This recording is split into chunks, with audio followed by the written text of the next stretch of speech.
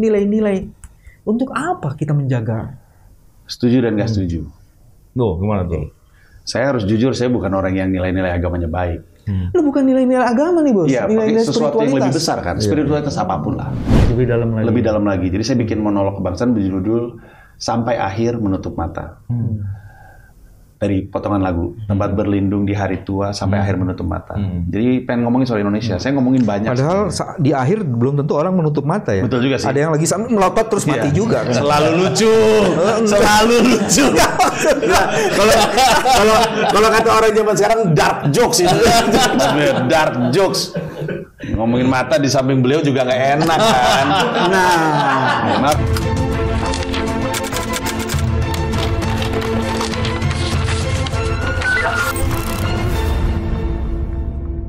Bismillahirrahmanirrahim. Assalamualaikum warahmatullahi wabarakatuh. Salam integritas, anti korupsi.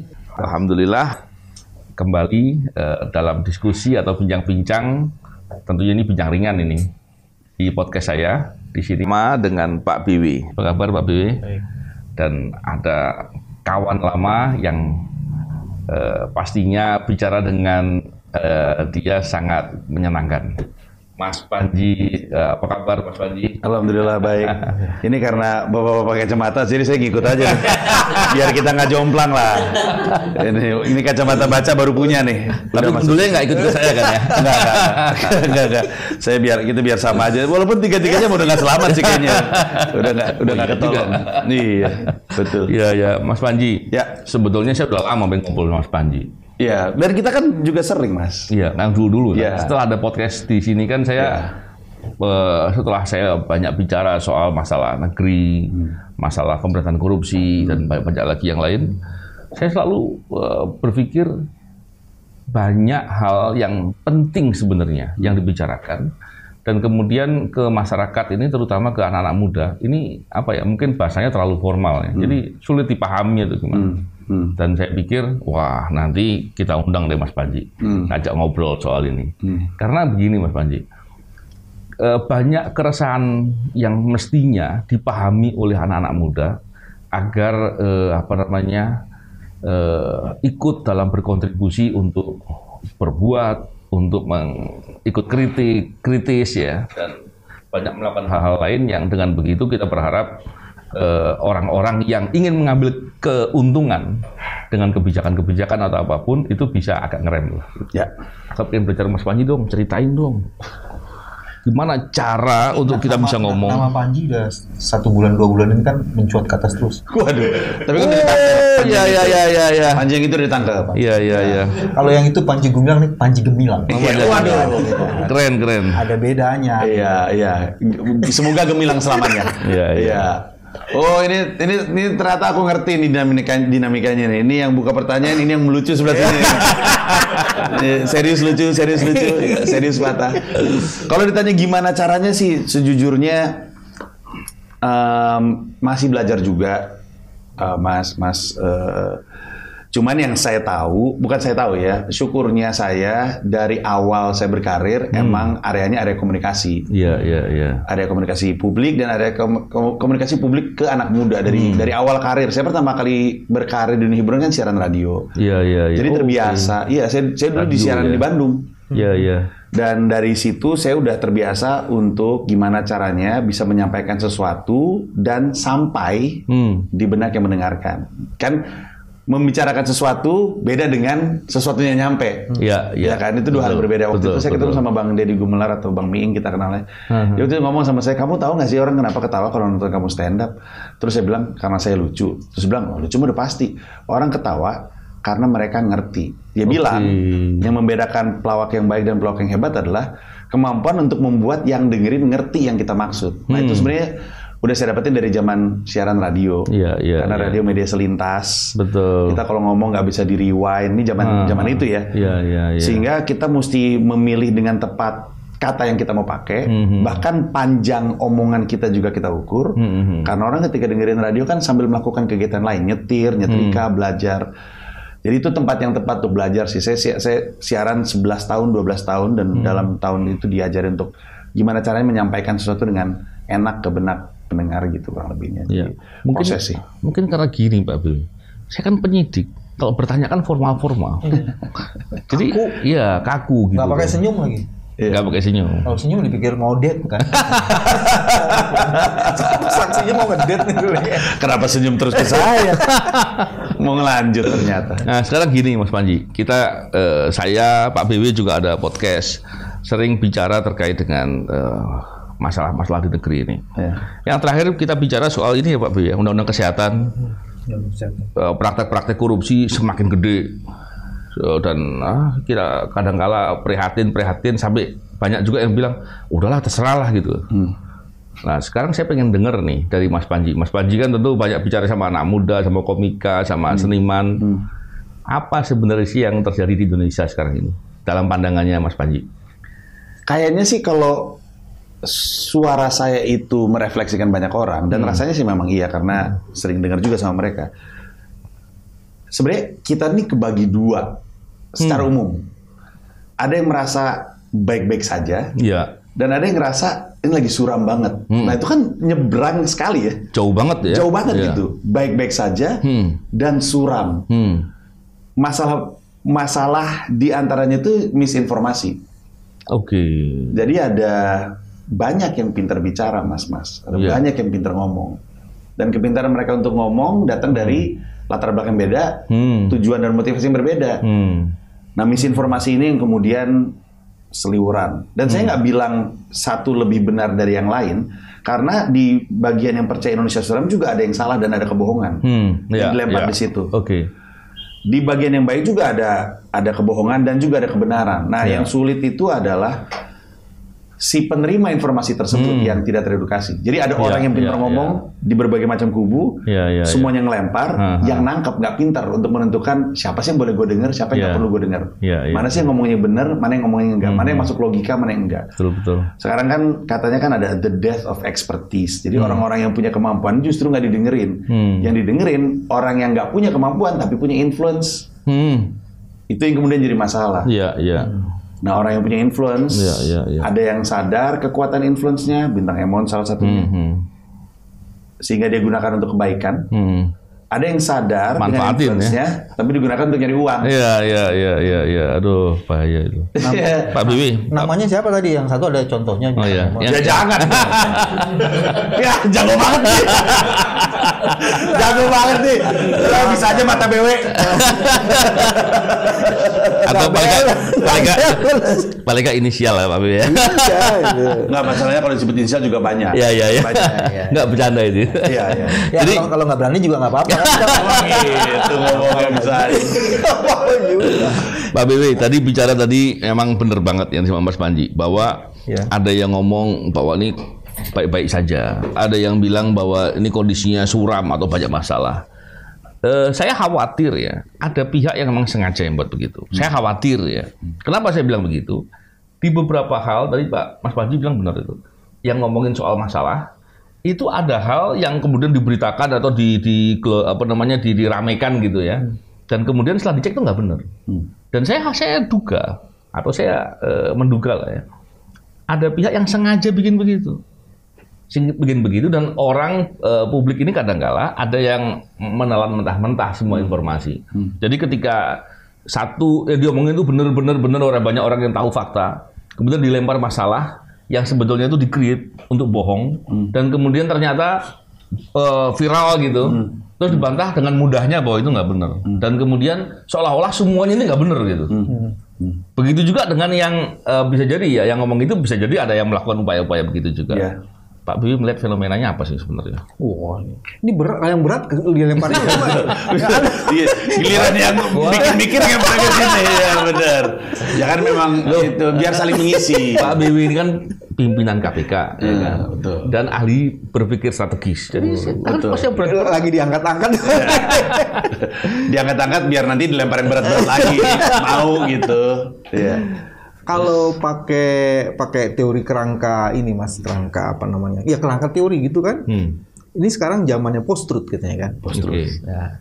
Jadi kemampuan orang membangun narasi yang secara terus-menerus dengan jangkauan yang masif, itu bisa menjadi sebuah kebenaran. Ya. Itu bagian pertama. Terus bagian kedua, Ini eranya sekarang adalah era pencitraan. Semua orang ingin citranya baik-baik saja, kondisinya baik-baik saja, atau meyakini apa yang diyakini itu yang kemudian dikemukakan. Jadi kemudian berkembanglah ilmu-ilmu komunikasi dan hasilnya salah satunya kayak gini, Mas. Orang yang mampu menjelaskan bukan apa yang dikemukakan, cuman apa yang kepala orang ingin mendapatkan informasi itu. Yang sulit kan di situ. Jadi kita bisa mendetek apa sih orang yang dikehendaki orang dalam situasi kayak gini. Makanya tadi the depth of the expertise itu kan ngeri itu, Mas. Di mana ekspertis jadi tukang gitu kan, jadi tukang, tapi sementara ada orang-orang, wah lu dengerin ekspertis yang sebenarnya tukang jualan doang nih, belum jualannya bukan jualan ekspertisnya, ekspertisnya dipakai untuk kepentingan yang lain. Nah ada situasi kayak gitu. Sementara ada gegar situasi, Mas, yang disebut dengan disruption kan sekarang. Tiba-tiba orang yang membaca media sekarang, dia disuguhi informasi yang luar biasa banyaknya, dan dia tidak pernah diajari bagaimana memilih dan memilah informasi itu. Diserbu nih, Mas. Dulu kan saya ingat waktu saya masih SD SMP itu bacanya koran kan. Sekarang gila lu. Koran kan gantian dulu sama orang tua kan. Kalau orang tua baca udah selesai baru kita baca gitu kan. Sekarang ini every single minute, second itu ditimpa terus. Dan sekarang kita nggak pernah diajarin loh, Bos.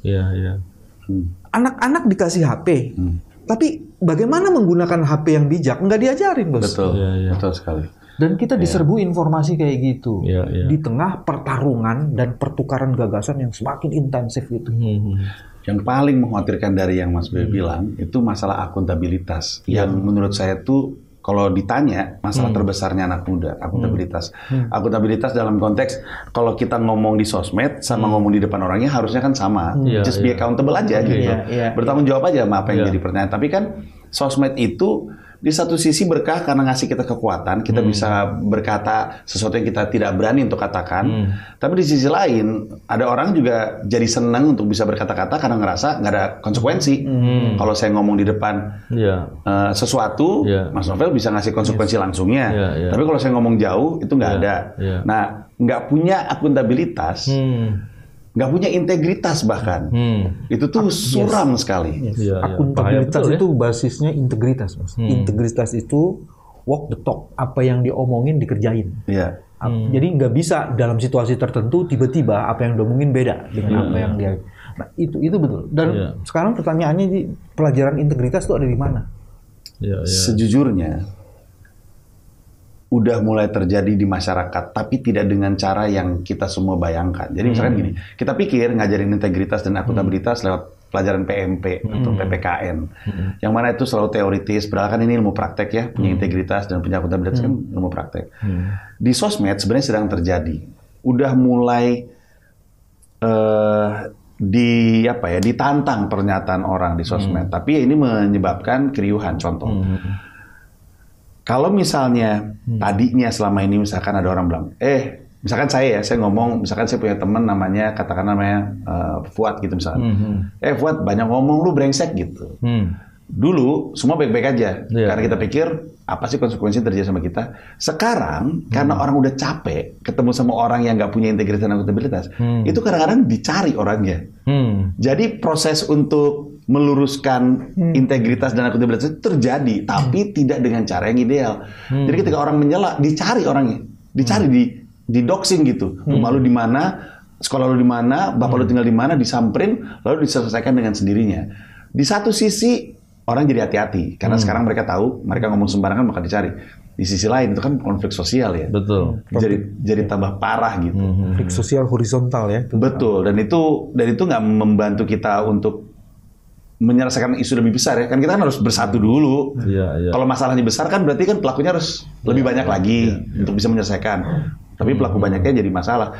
Nah jadi mungkin peluang untuk memperbaikinya itu justru ada di ranah praktek. Tapi butuh orang, butuh individu, butuh actors istilahnya untuk memastikan proses belajar akuntabilitas dan integritas itu terjadi dengan benar, bukan dengan konflik gitu kasarnya. Karena kalau di sosmed, di pelajaran nggak bisa terjadi. Ada tiga tuh Mas kalau lanjutin Panji itu. Bagaimana cara belajarnya? Pertama, kalau bahasanya Panji itu tone from the top. kita perlu orang pimpinan yang jadi teladan.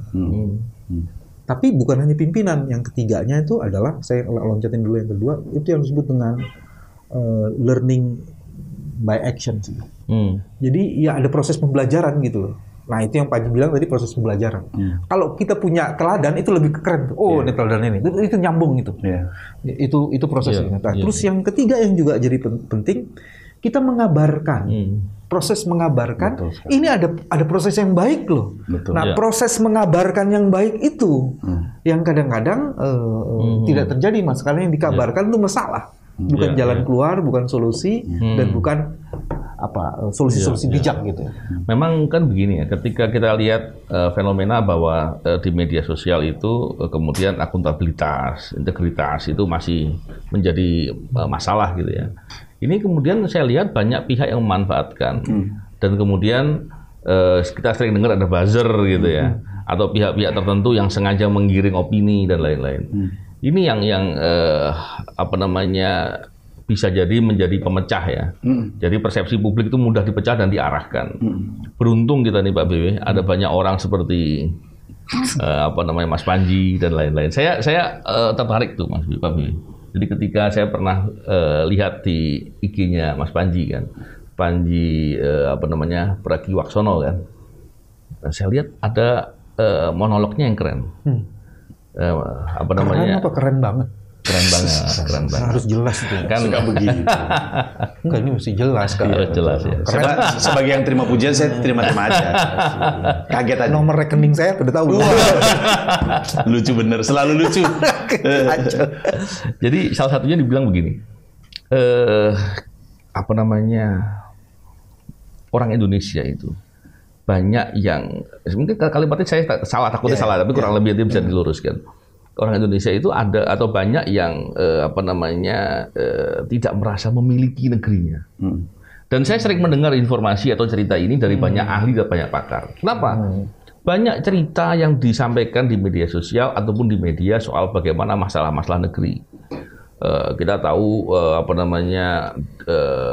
korupsi besar, korupsi sumber daya alam, bahkan praktek-praktek korupsi yang akan berdampak langsung pada kepentingan masyarakat. Mungkin sebagian orang akan melihat, itu kan masalahnya di sana. Toh aku juga masih bisa kerja, masih bisa hidup, senang, masih punya uang di dompet, masih ada gitu kan. Ketika kemudian suatu hari resiko-resiko itu datang dan berdampak kepada dirinya, baru mungkin dia bingung gitu kan. Tapi saya kira merasa memiliki negeri kan tidak harus karena berdampak ke kita hari ini gitu. Kita harus melihat bahwa suatu hari bisa resiko-resiko itu hadir kepada kita. Atau paling tidak kita mikirkan teman-teman kita, saudara-saudara kita, dan bisa jadi keturunan-keturunan kita nanti di kemudian hari. Ini yang harusnya dipahami ya. Pak BW gimana melihat masalah itu? Karena gini Pak BW, saya pernah mendengar salah satu tokoh yang bercerita soal apakah itu orang bosnya di IMF atau siapa gitu ya. Ketika diajak bicara soal masalah korupsi yang banyak di Indonesia, dibilangnya karena memang orang Indonesia itu banyak yang kurang merasa memiliki negerinya. IMF maksudnya International Monetary Fund. Ya. Ini salah satu, mungkin kita ngobrol-ngobrol bukan formal, ini ngobrol gitu biasa. Saya punya sedikit alasan, bukan teori sih, hipotesa soal itu. Menurut saya alasannya adalah karena tidak banyak orang di Indonesia yang punya perjuangan di area peminatan. Spesifik nih. Kalau nggak punya perjuangan, salah juga. Karena hampir semua orang Indonesia tuh punya perjuangan masing-masing. Dia berjuang untuk anaknya, untuk istrinya, untuk keluarganya. Punya perjuangan. Area peminatan ya? Iya, perjuangannya tidak di area peminatan. Kenapa? Gimana tuh? Karena kalau dia punya area peminatan, Indonesia itu kan isinya kan kumpulan-kumpulan isu, kumpulan-kumpulan topik, kumpulan-kumpulan komunitas termasuk di dalamnya. Yang kalau dirangkai jadi satu tuh jadi yang namanya Indonesia. Seandainya ada satu orang punya minat dan berjuang di peminatannya, dia akan tahu masalah terkait minat tersebut. Secara lebih mendalam. Betul. Dan kecintaannya terhadap minatnya akan membawa pada perjuangan. Perjuangannya atas minatnya yang akan membangun rasa memiliki. Saya ambil contoh. Misalnya ada orang, misalnya aja ya, saya ngambil contohnya dekat sama saya aja. Misalkan ada orang senangnya diving. peminatannya itu diving. Semakin sering diving, semakin dia sadar masalah biota laut kita. Betul. Semakin dia merasa ingin memperjuangkan itu. Karena kan saya pengen kalau diving yang saya lihat indah. Tapi kalau misalnya terumbu karang dan segala macamnya ikan semuanya rusak dan mati, nelayan sekitar nggak bisa hidup, bukan jadi pengalaman yang menyenangkan. Semakin cinta dengan minatnya, semakin perjuangan terjadi. Semakin perjuangan terjadi, semakin ketemu masalah. Semakin dia nanya, kenapa nih kayak gini? Semakin ketemu dengan orang-orang jahat yang membuat itu terdampak. Semakin merasa, saya harus melakukan sesuatu. Ini baru urusan laut. Misalnya ada orang yang suka skateboard, yang hidupnya di atas trotoar. Semakin sering skateboard, semakin sering dia melakukan aktivitas itu di atas trotoar. Semakin dia sadar, kenapa trotoar di Indonesia ini kayak begini bentuknya Kalau saya lihat video YouTube, kayaknya di luar negeri trotoar lebar-lebar, nyambung terus, selalu terkoneksi, orang difabel bisa, ada ramp dan segala macamnya. Mari kita bikin trotoar di mana-mana, gitu kan? kurang lebih trotoar yang nyambung tepatnya, trotoar yang terkoneksi. Jangan hanya di DKI saja, maksudnya gitu kan, lah? Aduh ini. Gue nanya. Contoh luar biasa ini kemampuan. Emang padanannya oke banget ini. Talk show ini. Lucu bener. Tapi kan akhirnya dia melakukan perjuangan. Nah bayangin makin banyak orang berjuang di bidang peminatan, rasa memiliki sama isu yang kemudian akan terakhir ke bangsa itu gede. Sementara orang Indonesia itu kebanyakan, tapi ini panjang banget sih masalahnya, makanya saya stres sendiri. Kebanyakan nggak ngerasa perlu punya minat. They just live to survive. Dari SD, SMP, SMA, kuliah, sampai mungkin dia meninggal, dia nggak tahu minatnya apa. Ketika dia pengembangan keputusan dalam hidupnya selalu ditentukan sama orang lain, dia jadi nggak tahu apa yang dia suka. Lulus SD ditanya mau sekolah di mana, teman-teman saya di SMPA, dia pindah SMPA.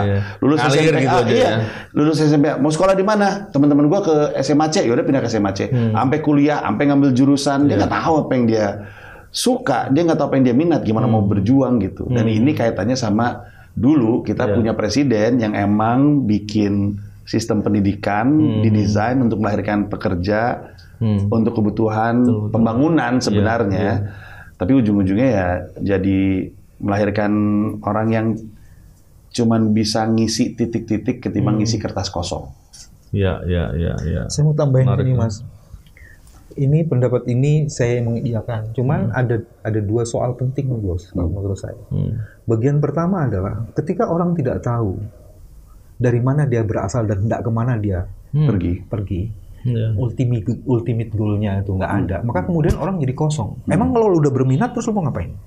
Banyak orang yang paham soal peminatan, tapi terus kemudian dia tidak paham untuk apa dia kemudian harus mencintai alam yang indah yang diberikan oleh Zat yang maha dahsyat itu.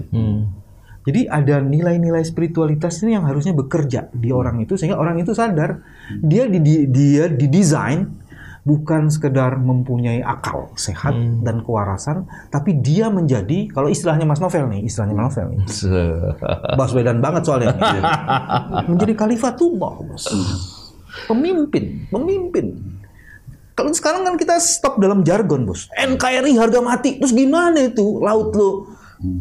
Sampai hancur kayak gini, di mana NKRI-nya gitu kan? Dikasih konteks yang kayak gitu. Jadi bagi saya yang Panji bilang itu peminatan itu akan semakin khusyuk, bagus buat kalau kemudian dia diberikan nilai-nilai.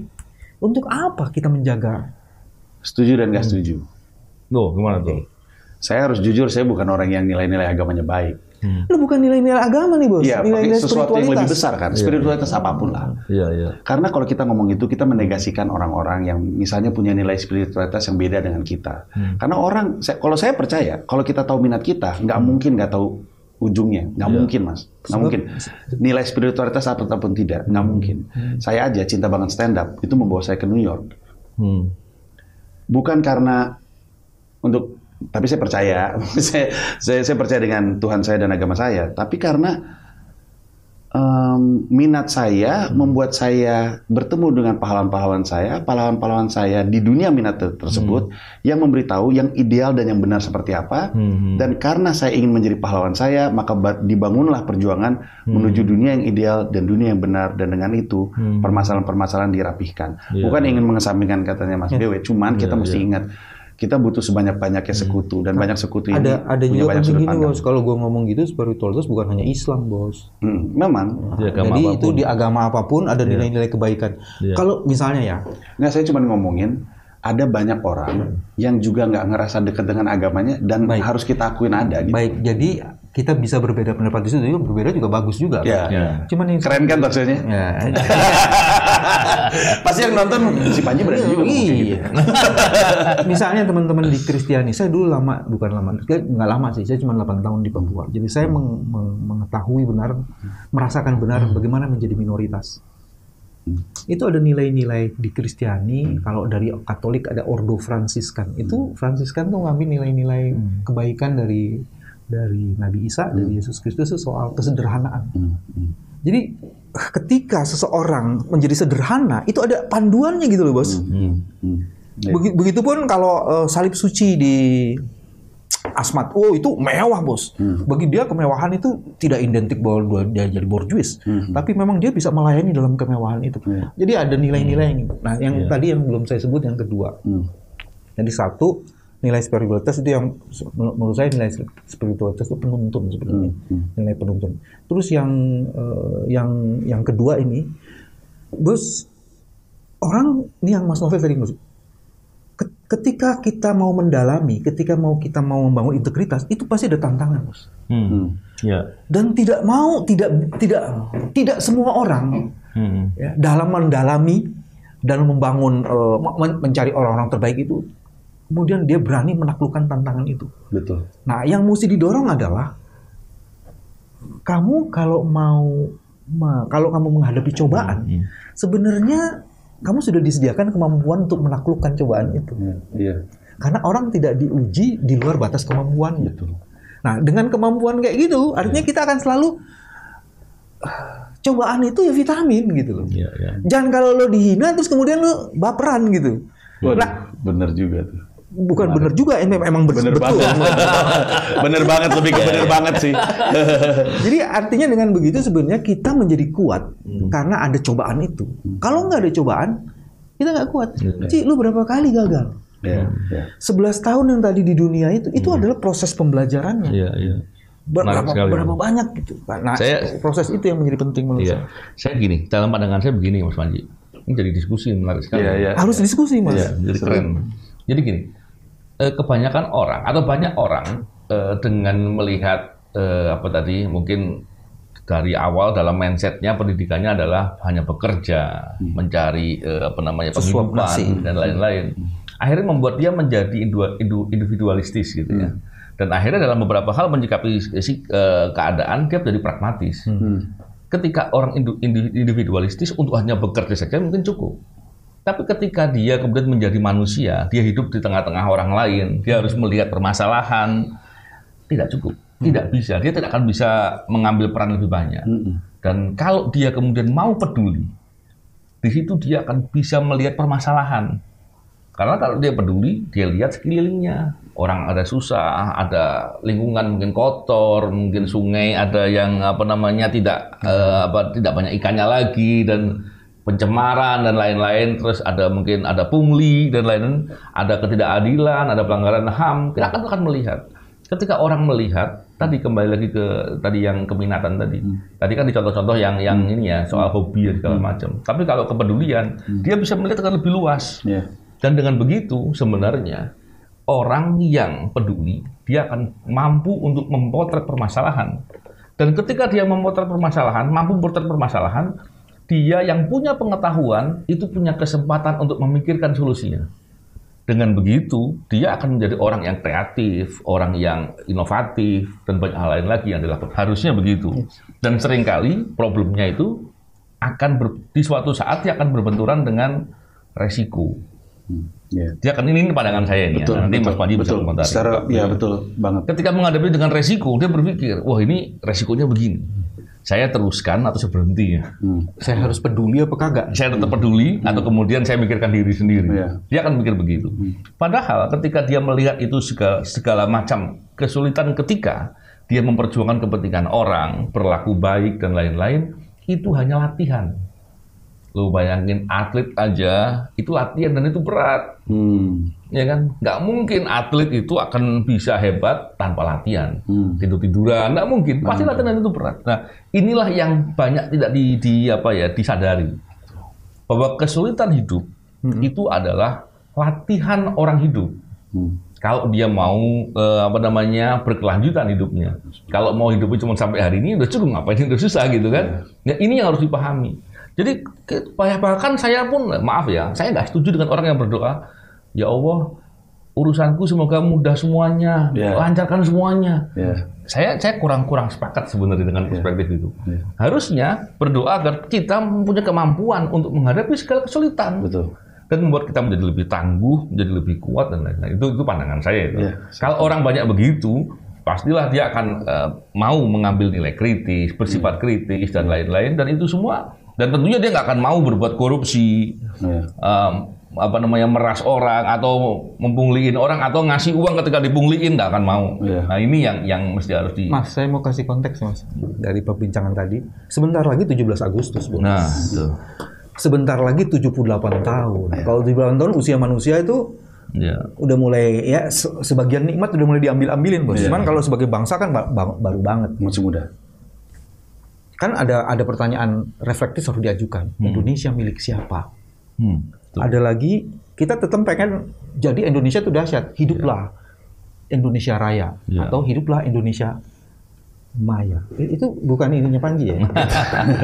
Itu judul siniar dan festival yang saya lagi. Itu Mas Panji harus jelasin. Makanya itu. Gimana tuh? Sebenarnya saya punya siniar podcast juga yang setiap 2 hari sekali itu ngomongin sebuah fenomena yang terjadi di dunia maya.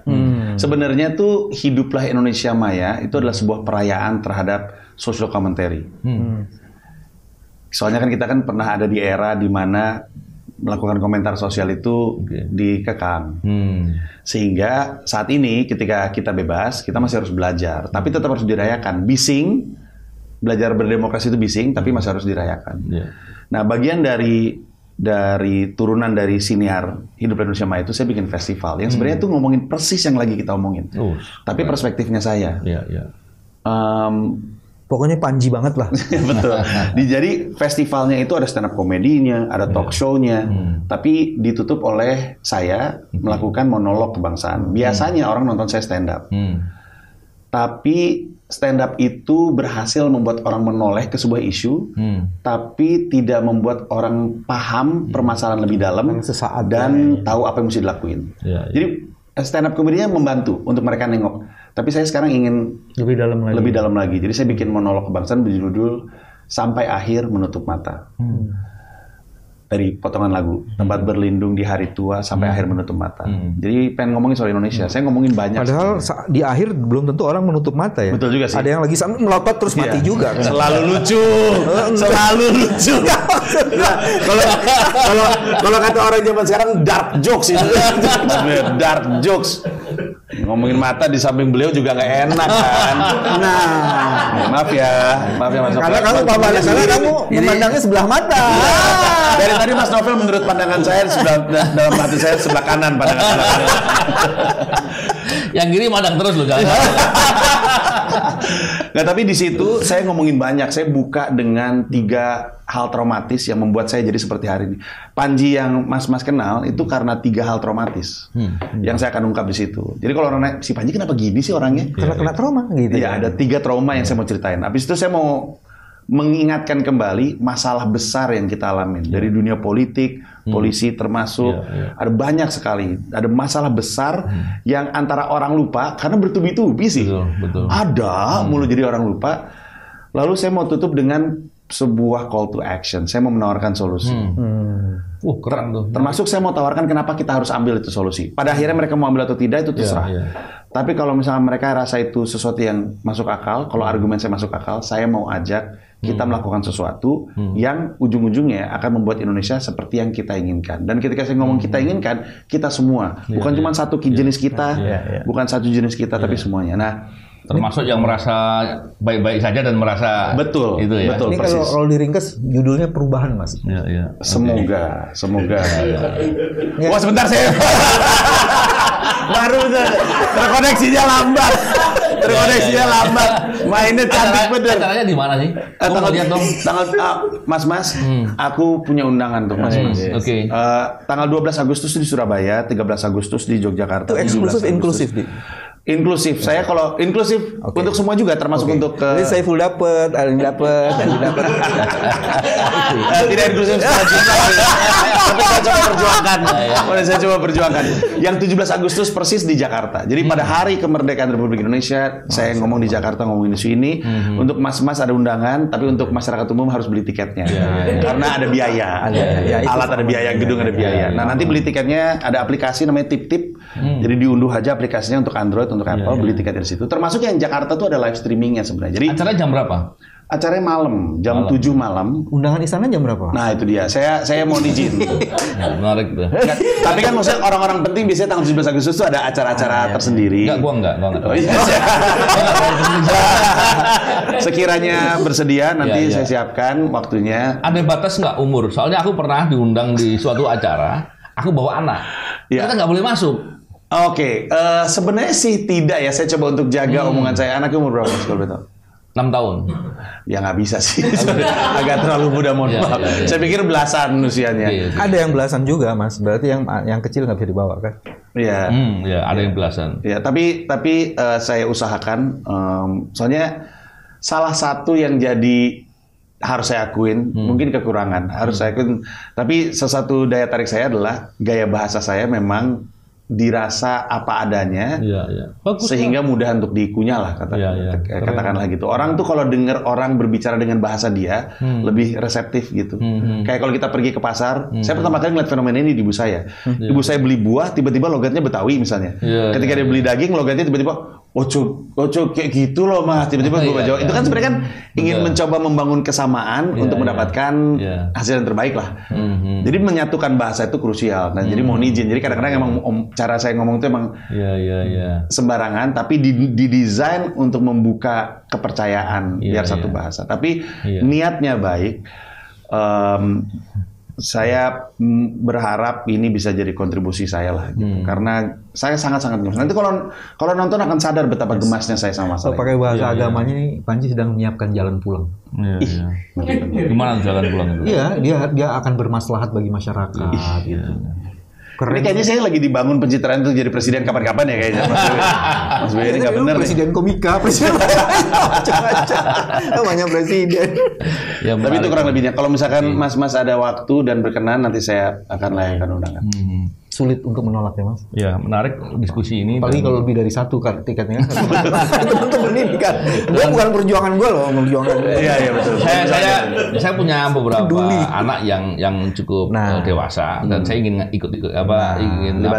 minta mereka untuk betul-betul ikut dengan hal-hal yang begini karena ini salah satu bentuk kepedulian. Kalau mahasiswa mestinya melihat ada acara-acara begini. Saya juga peduli Mas sama yang ini saya peduli. Iya. Dipatahin mulu. Enggak, Pak BB intinya nggak mau kalah dengan stand up. Tungguin aja setahun 2 tahun lagi Mas. Jadi nih. Jadi rusak. Jadi komika. Dan saya pikir begini, dengan kepedulian ini kita berharap orang akan semakin sadar bahwa peduli kepada kepentingan negeri itu penting. Dan saya juga ingin juga ke depan mungkin saya yang bicara banyak soal integritas dan anti korupsi di podcast ini kita bisa saling dukung lah, saling peduli ya. Dan saya perlu juga diajari banyak hal untuk biar bicaranya lebih mudah dipahami gitu ya dan lebih lebih bisa masuk di semua kalangan lah gitu kurang lebih. Pak Bibi? Keren Mas Novel. Luar biasa. Dan saya belajar Pak Bibi soal hal-hal yang ini ya, hal-hal yang memang begitu. Mau belajar sama Pak Bibi. Jadi kata kuncinya sekarang bukan teknologi informasi, komunikasi. Komunikasi, betul. Kalau mau dipaduin teknologi komunikasi informasi. Sambungin aja terus. Mas Panji, terima kasih banyak. Saya yang terima kasih. Semoga acaranya lancar dan saya yakin akan sangat keren. Dan diumumin dulu acaranya apa tuh? Kapan sampai kapan? Sekali lagi Festival Hiduplah Indonesia Maya. 12 Agustus Surabaya, 13 Agustus Yogyakarta, 17 Agustus saya mengundang ke yang Jakarta. Jakarta ya. Oke. Baik, semoga lancar dan tentunya harus banyak orang-orang yang peduli dan kemudian ikut mengambil langkah-langkah seperti ini. Amin. Mas Panji. Terima kasih Pak BW. Salam integritas, anti korupsi. Assalamualaikum warahmatullahi wabarakatuh.